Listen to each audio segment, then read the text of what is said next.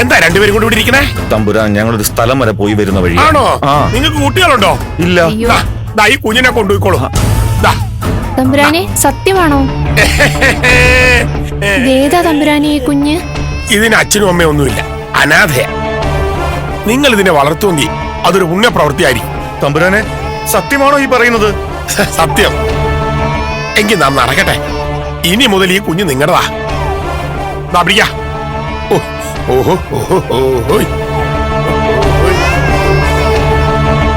എന്തൊരു ഓമനത്തോള്ള കുഞ്ഞ്. ഭഗവാൻ ഇത്രയും പെട്ടെന്ന് നമ്മുടെ പ്രാർത്ഥന കേൾക്കുമെന്ന് ഞാൻ കരുതിയില്ല. എല്ലാത്തിനും ഒരു യോഗമുണ്ട്. ആരോ പറഞ്ഞു വിട്ടതുപോലെയല്ലേ തമ്പുരാൻ നമ്മുടെ മുന്നിൽ വന്നതും ഈ കുഞ്ഞിനെ തന്നതും.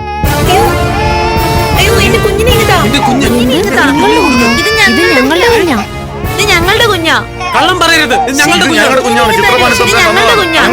അയാൾക്ക് എന്റെ കുഞ്ഞിനെ ഞാൻ എന്റെ കുഞ്ഞിനെ തരില്ല. എന്റെ കുഞ്ഞിനെ വിടാൻ.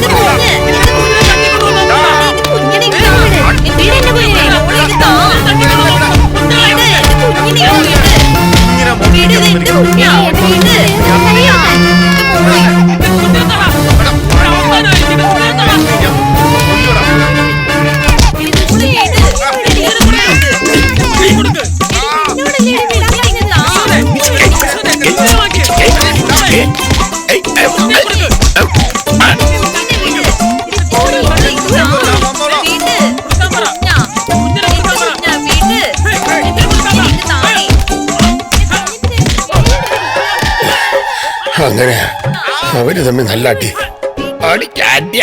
നല്ല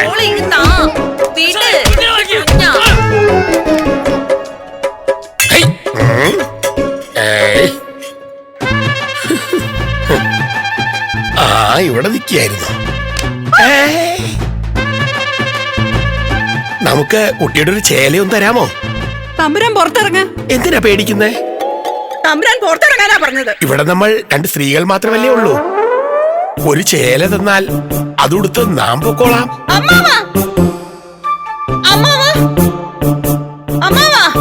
അയ്യോ, പുരുഷന്മാരെ വിളിക്കല്ലേ, എനിക്ക് നാണമാവുന്നു. മോളെ ചിത്ര, എന്താ ചിത്രാന്ന് വിളിച്ച കേട്ടില്ലേ? നമ്മയാണ്.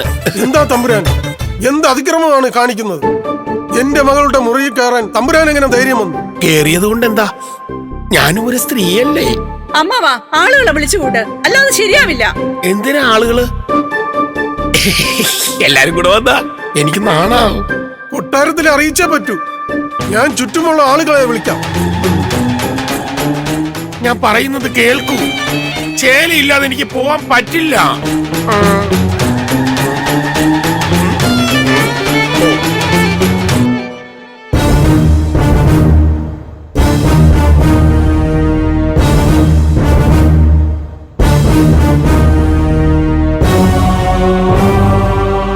പറഞ്ഞമോളെ, അച്ഛൻ തമ്പുരാന്റെ വാക്കുകൾ ധിക്കരിച്ച് വല്യച്ഛനെ കൊണ്ട് പുറത്തു പോകാൻ കുട്ടിയോട് ആരാ പറഞ്ഞത്?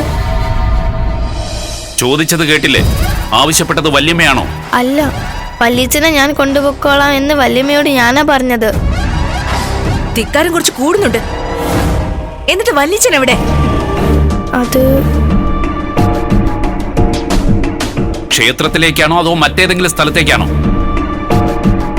വർണ്ണമോളെ, വല്യച്ഛൻ ഇപ്പൊ എവിടെയാ ഉള്ളത്? അറിയില്ല.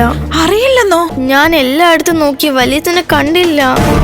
ഈശ്വര, ഇനി എന്ത് ചെയ്യും?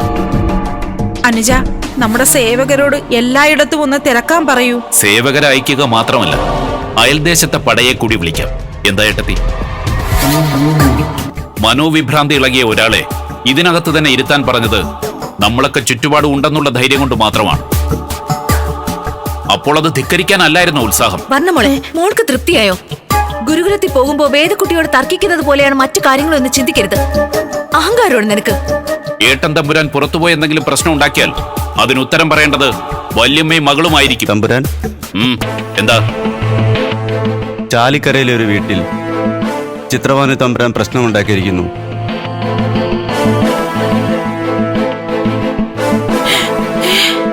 ആളുകൾ ചിത്രഭാനു തമ്പുരാനെ തടഞ്ഞു കെട്ടിവെച്ചിരിക്കുകയാണ്. എന്താ ചെയ്യേണ്ടത് തമ്പുരാൻ? മന്ത്രിമുഖ്യനോട് അടിയന്തരമായിട്ട് അവിടെ വരെ പോകാൻ പറയും.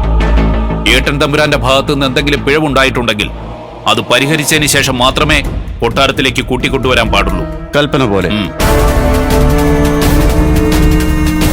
കൊട്ടാരത്തിൽ നിന്നും ഏട്ടൻ തമ്പുരാൻ പുറത്തിറങ്ങിയതിന്റെ ഫലം അറിഞ്ഞല്ലോ. ഇനി എന്താണ് എല്ലാരും കൂടി ഉദ്ദേശിക്കുന്നത്? ഏട്ടൻ തമ്പുരാനെ അനുജൻ പൂട്ടിയിട്ടിരിക്കുകയാണെന്ന് മറ്റുള്ളവരുടെ ഏട്ടത്തി പറഞ്ഞതൊക്കെ ഞാൻ അറിഞ്ഞു. കുറ്റപ്പെടുത്തുമ്പോ വാസ്തവം കൂടി ഒന്ന് ഓർക്കണ്ടേ? അച്ഛൻ തമ്പുരാൻ എന്നോട് പൊറുക്കണം. വാത്സല്യത്തിന്റെ അളവ് എത്ര കൂടിയാലും തെറ്റിനനുസരിച്ച് ശിക്ഷിക്കാതിരിക്കാൻ ഒരു നാടുവാഴിക്ക് കഴിയില്ല. വർണ്ണമോള് കുഞ്ഞാണ്. ചെറിയ കാര്യങ്ങൾ മാത്രം അന്വേഷിച്ചാൽ മതി. കേട്ടല്ലോ? സിന്ദൂരാരുണ വിഗ്രഹാം ത്രിനയനാം മാണിക്യമൗലീശ്വര താരാനായകശേഖരാം സ്മിതമുഖീം ആമീനവക്ഷോലുഭാം പാണ്ഡിഭ്യാം അണിപൂർണരക്തചഷകം രക്തോൽപലം വിഭൃതി സൗമ്യാം രത്നകടസ്ഥരക്തചരണാ ത്വായേ പരാമംബികാ.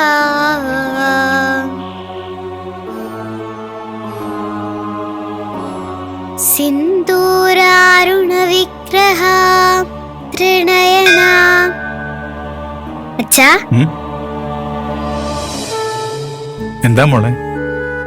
അത് എന്തോ ഗൗരവമുള്ളൊരു കാര്യം എന്റെ മോൾക്ക് എന്നോട് ചോദിക്കാനുണ്ട് അല്ലേ? പറയേ. അച്ഛാ, പൂജയൊന്നും ഇല്ലാതെ ഒരു വിഗ്രഹം ഒരു വീട്ടിൽ സൂക്ഷിക്കുന്നത് ശരിയാണോ?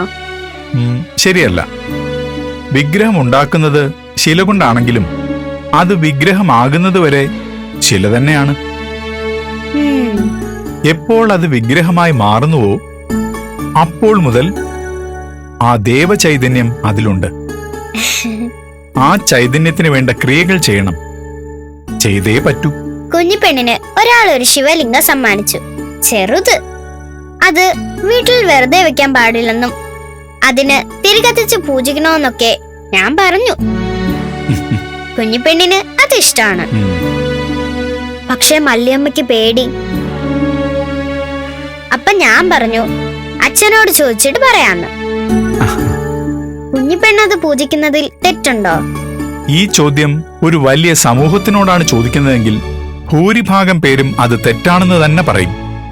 അതെന്തുകൊണ്ടാ മോൾക്കറിയോ? അത് ശീലിച്ചതുകൊണ്ട്. ഇത് ഞാൻ നേരത്തെ പറഞ്ഞിട്ടുണ്ടല്ലോ. മനുഷ്യർക്കിടയിൽ മനുഷ്യൻ പറയുന്ന വ്യത്യാസങ്ങളേ ഉള്ളൂ. ഈശ്വരന് ആ വ്യത്യാസമില്ല. എല്ലാവരും ഈശ്വരന്റെ മക്കളാണെന്നല്ലേ പറയാറ്? പിന്നെ ഒരാളോട് അധിക സ്നേഹവും ഒരു കുഞ്ഞിനോട് സ്നേഹക്കുറവും ഈശ്വരനുണ്ടാവുമോ? ഇല്ല. ഞങ്ങൾ കാട്ടുവാസികളല്ലേ, ഞങ്ങൾ എങ്ങനെയാണ് ഒരു ദൈവത്തെ പൂജിക്കുക എന്നാണ് മോളുടെ മല്ലിയമ്മ ചിന്തിക്കുന്നത്. പക്ഷേ അവർ താമസിച്ചിരുന്ന സ്ഥലത്ത് അവർ കാട്ടുമുത്തിയെ പൂജിച്ചിരുന്നല്ലോ. കാട്ടുമുത്തി ആരാ? ദേവി മഹാമായയുടെ മറ്റൊരു രൂപം തന്നെയല്ലേ? രൂപം മാറിയാലും പൂജിക്കുന്നത് ദേവി മഹാമായയെ തന്നെയാണ്. മോൾക്ക് മനസ്സിലായോ? മനസ്സിലായി. കുഞ്ഞിപ്പെണ്ണിന്റെ കയ്യിൽ കിട്ടിയ ആ വിഗ്രഹം ആ കുട്ടി പൂജിച്ചോട്ടെ. അതിനൊരു തടസ്സവും ആരും പറയേണ്ട കാര്യമില്ല. പിന്നെ പൂജാകർമ്മങ്ങളും അനുഷ്ഠാനങ്ങളും യഥാർത്ഥ പൂജ ഭക്തി നിറഞ്ഞ മനസ്സുകൊണ്ടാണ്. മന്ത്രങ്ങൾ ചൊല്ലിക്കൊള്ളണമെന്നില്ല. നിഷ്കളങ്കമായ മനസ്സുകൊണ്ട് കൈകൂപ്പി പ്രാർത്ഥിച്ചാലും ഭഗവാൻ കേൾക്കും. ഇതൊക്കെ വേർതിരിച്ചറിയാൻ ആളുകൾ കുറെ കാലം കൂടി എടുക്കുമായിരിക്കും. അപ്പോ ആ വിഗ്രഹം പ്രതിഷ്ഠിച്ചോളം പറയാല്ലേ? സംശയമെന്ത്? കുഞ്ഞിയുടെ കയ്യിൽ ആ വിഗ്രഹം എത്താൻ യോഗമുണ്ടെങ്കിൽ അത് പൂജിക്കാനുള്ളത് തന്നെയാണ്. ധൈര്യമായിട്ട് ചെയ്യാൻ പറഞ്ഞോളൂ. ഭഗവാൻ അനുഗ്രഹിക്കുക തന്നെ ചെയ്യും.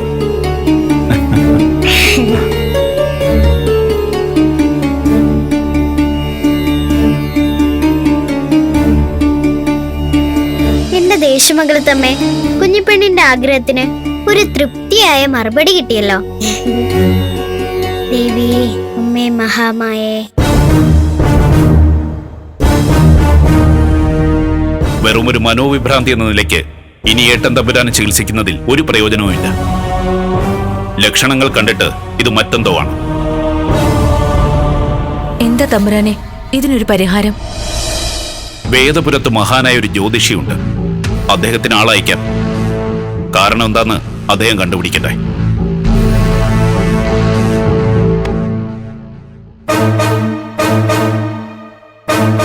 ഏട്ടൻ തമ്പുരാൻ കാണിച്ചു കൂട്ടിയതൊക്കെ ഏട്ടത്തി അറിഞ്ഞു കാണുമല്ലോ. ഇതിൽ ഇനി എന്റെ ഭാഗത്ത് എന്തെങ്കിലും തെറ്റുണ്ടെന്ന് ഏട്ടത്തിക്ക് പറയാനുണ്ടോ? ഇല്ല. അസുഖം ചികിത്സ കൊണ്ടേ മാറും. അതിനാദ്യം വേണ്ടത് അസുഖമുള്ള ആൾക്ക് അതുണ്ടെന്ന് ചുറ്റുപാടുള്ളവരെങ്കിലും അത് അംഗീകരിക്കുക എന്നതാണ്. ഏട്ടൻ തമ്പുരാന്റെ കാര്യത്തിൽ ചെയ്യാവുന്നതൊക്കെ ഞാൻ ചെയ്യും. അതിനിടയിൽ കടന്നുവരുന്ന ചില ചോദ്യങ്ങളുണ്ടല്ലോ, ആവശ്യമില്ലാത്ത ചോദ്യങ്ങൾ, അത് ഏട്ടത്തി ഒഴിവാക്കണം.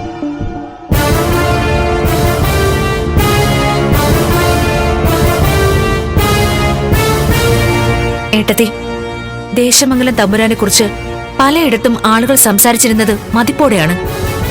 ഇപ്പോ അത് മാറാൻ തുടങ്ങിയിരിക്കുന്നു. അദ്ദേഹത്തിന് അതിന് നല്ല വിഷമമുണ്ട്. മനസുഖമില്ലാത്ത ഒരാൾ എന്തൊക്കെയോ കാണിക്കുന്നു. ആ സമയത്ത് സ്വന്തം കാര്യങ്ങളാണ് അനുജന് പ്രധാനം. അനുജൻ ഈ ദേശത്തിന്റെ നാടുവാഴിയാണ്, അത് മറക്കണ്ട.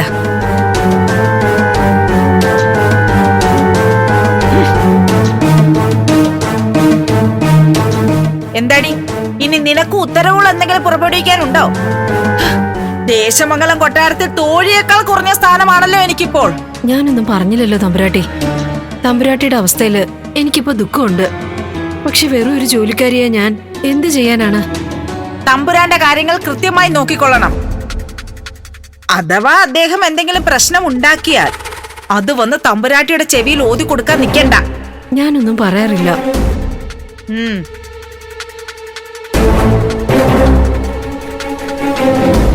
വല്യമ്മേ, ഞാൻ ധിക്കാരം കാണിച്ചത് കൊണ്ടാണോ ഇതൊക്കെ സംഭവിച്ചത്?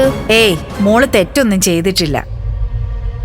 വല്യച്ഛനോടുള്ള ഇഷ്ടം കൊണ്ടല്ലേ പുറത്തു കൊണ്ടുപോയത്. വല്യച്ഛൻ പഴയ രീതിയിലാവില്ലേ വല്യമ്മേ? ആവും.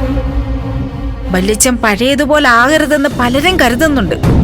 പക്ഷെ വല്യമ്മയ്ക്കത് ഉറപ്പുണ്ട്. ജോത്സ്യൻ വരട്ടെ, അദ്ദേഹം തീരുമാനിക്കട്ടെ. യോഗിനമ്മേ, യോഗിനമ്മേ, യോഗിനമ്മേ, യോഗിനമ്മേ, യോഗിനമ്മേ, യോഗിനമ്മേ, യോഗിനമ്മേ, യോഗിനമ്മേ.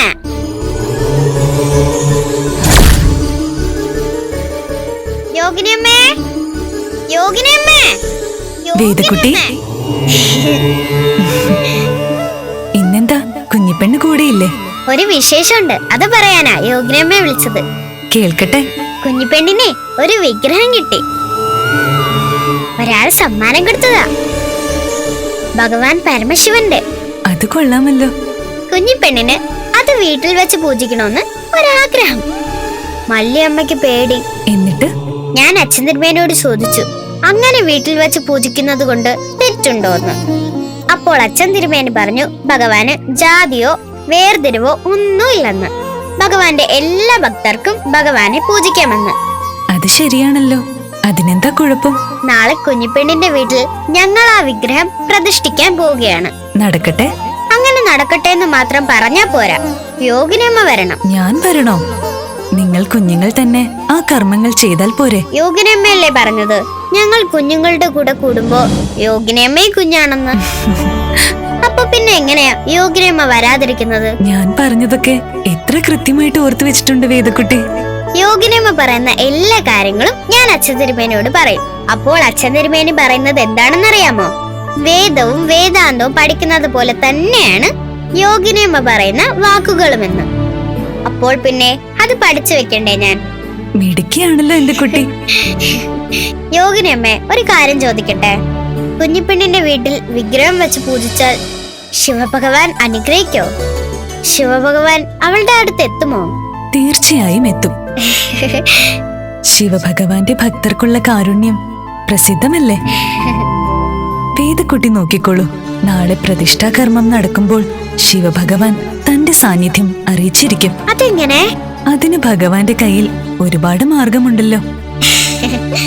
ചിലപ്പോൾ കാറ്റായും, മറ്റു ചിലപ്പോൾ കടലായും, അഗ്നിയായും, വേറെ എന്തെങ്കിലും രൂപത്തിലെങ്കിലും ശിവഭഗവാന്റെ സാന്നിധ്യം അവിടെ ഉണ്ടായിരിക്കും. എനിക്ക് തീർച്ചയാണ്. കേൾക്കുമ്പോ കുഞ്ഞിക്കും മല്ലിയമ്മയ്ക്കും ഒരുപാട് സന്തോഷമാവും അല്ലേ? അവർക്ക് എല്ലാവിധ അനുഗ്രഹങ്ങളും ഉണ്ടാവും. കൃത്യമായൊരു ഉദ്ദേശമില്ലാതെ കുഞ്ഞിപ്പെണ്ണിന്റെ കയ്യിൽ അങ്ങനൊരു വിഗ്രഹം എത്തില്ല.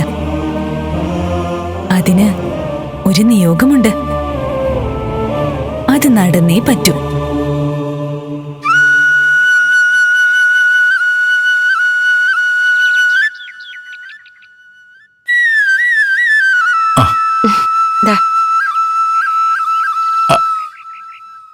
നെയ്ത്തുശാലയിലേക്ക് ഞാൻ കൂടെ വരണമെന്ന് അച്ഛനോട് പറഞ്ഞോ?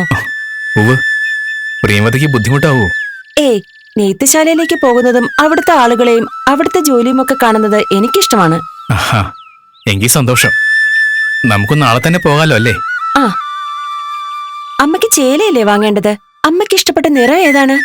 അത് അറിയില്ല, ഞാനിതുവരെ ചോദിച്ചിട്ടില്ല. അമ്മയ്ക്ക് ഏറ്റവും ഇഷ്ടപ്പെട്ട പൂവ് ഏതാ? അതും ചോദിച്ചിട്ടില്ല. ശരി, അമ്മയ്ക്ക് ഏറ്റവും ഇഷ്ടപ്പെട്ട പഴം? പ്രിയമത എന്തിനാ ഇങ്ങനെ കൂടുതൽ കൂടുതൽ ചോദിക്കുന്നത്? അമ്മയെ കുറിച്ചൊരു മകന് ഒന്നും അറിയില്ലെന്ന് വീണ്ടും വീണ്ടും കേൾക്കാൻ തന്നെ കഷ്ടമാണ് നിങ്ങളുടെയൊക്കെ കാര്യം. നിങ്ങൾ ചിരിച്ചാലും കരഞ്ഞാലും അതിന്റെ അർത്ഥം അമ്മയ്ക്കറിയാം. എന്തിന്? നിങ്ങളുടെ കയ്യിലെ കുഞ്ഞു വിരലൊന്ന് അനങ്ങിയാൽ പോലും അതിന്റെ അർത്ഥം ആ അമ്മ മനസ്സിലാക്കും. എത്രയോ നാളുകൾ ആ നെഞ്ചിൽ ഒട്ടിക്കിടന്നിരിക്കുന്നു. എത്രയോ കാലം അവരുടെ കൈ പിടിച്ച് നടന്നിരിക്കുന്നു. എന്നിട്ടും അവർക്ക് ഇഷ്ടപ്പെട്ട നിറം അറിയില്ല, പൂവറിയില്ല, പഴവും അറിയില്ല. അത് പിന്നെ അങ്ങനൊരു ചോദിക്കലും പറയലും അമ്മയും ഞാനും തമ്മിൽ നടന്നിട്ടില്ല. അതെന്തുകൊണ്ടെന്നറിയോ? അമ്മ ഒരു പെണ്ണാണ്. പെണ്ണിന് സമൂഹത്തിൽ ഇത്രേ വിലയുള്ളൂ എന്ന് മനസ്സിൽ കരുതിയത് കൊണ്ടാണ്. കൂടെ പിറന്നവളോടും കൂടെ കഴിയുന്നവളോടും പ്രസവിച്ച അമ്മയോടും നിങ്ങളുടെ മനസ്സിലെ സ്വപ്നങ്ങൾ എന്തൊക്കെയാണെന്ന് ചോദിക്കാം. നിങ്ങളുടെ മനസ്സിലെ ആഗ്രഹങ്ങൾ എന്തൊക്കെയാണെന്ന് അന്വേഷിച്ചറിയാം. അതിലൊരു തെറ്റുമില്ല. ഒറ്റ കുഴപ്പമേ ഉള്ളൂ, പുരുഷൻ മാത്രമാണ് ഈ ലോകത്തിന്റെ അധിപനെന്ന സ്ഥാനം നഷ്ടപ്പെടും.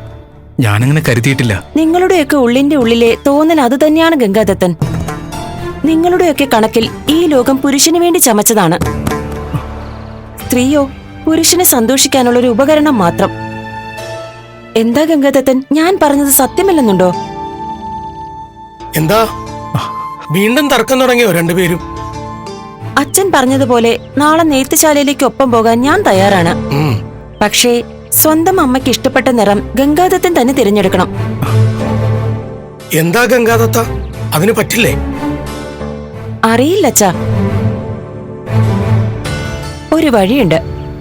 അമ്മയുമായി കഴിഞ്ഞ നിമിഷങ്ങളൊക്കെ പ്രിയപ്പെട്ട ശിഷ്യൻ മനസ്സിൽ ആലോചിക്കട്ടെ. അപ്പോൾ മനസ്സിലാക്കാൻ പറ്റും അമ്മയുടെ ഇഷ്ടങ്ങൾ എന്തൊക്കെയാണെന്ന്. ഈ പറഞ്ഞതിന് മറുപടി ഉണ്ടെങ്കിൽ നാളെ ഒന്നിച്ചു പോകാം. അല്ലെങ്കിൽ ഞാനില്ല. ഇങ്ങ് തരൂ.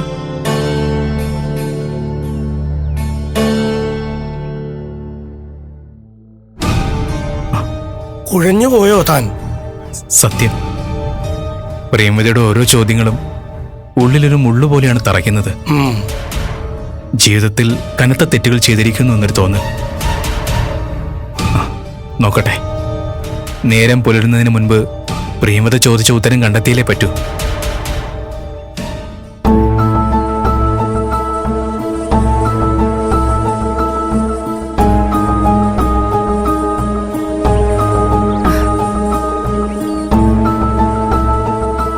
യോഗിനി അമ്മേ, കുഞ്ഞുങ്ങൾ ചെയ്യുന്നത് തെറ്റായി പോകുമോ?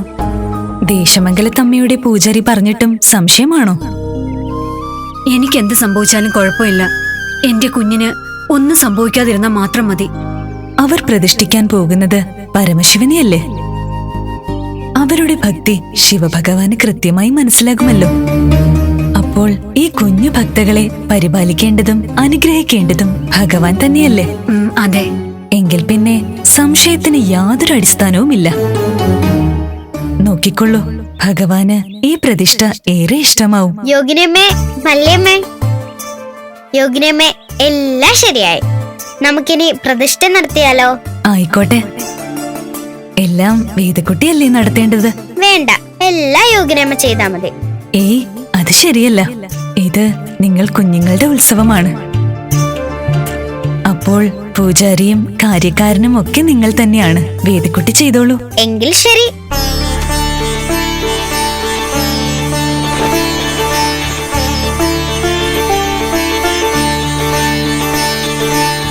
യോഗിനമ്മേ, ഞാനും കുഞ്ഞുപെണ്ണും കൂടെ പ്രതിഷ്ഠിച്ചോട്ടെ. അയ്യോ, കുഞ്ഞുപെണ്ണിനൊന്നും അറിയില്ല. അത് ഭഗവാൻ അറിയാലോ. വീഴ്ചകൾ ഉണ്ടായാലും ഭഗവാൻ ക്ഷമിച്ചോളൂ. നിങ്ങൾ ചെയ്തോളൂ.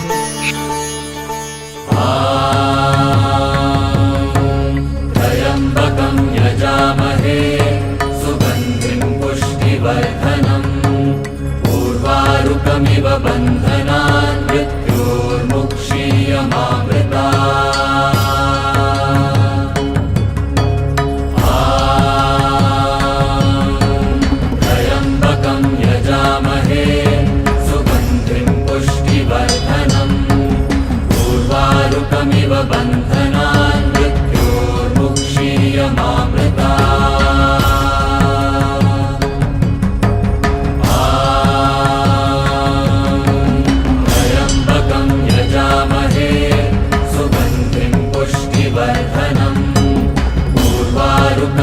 बन्धनान्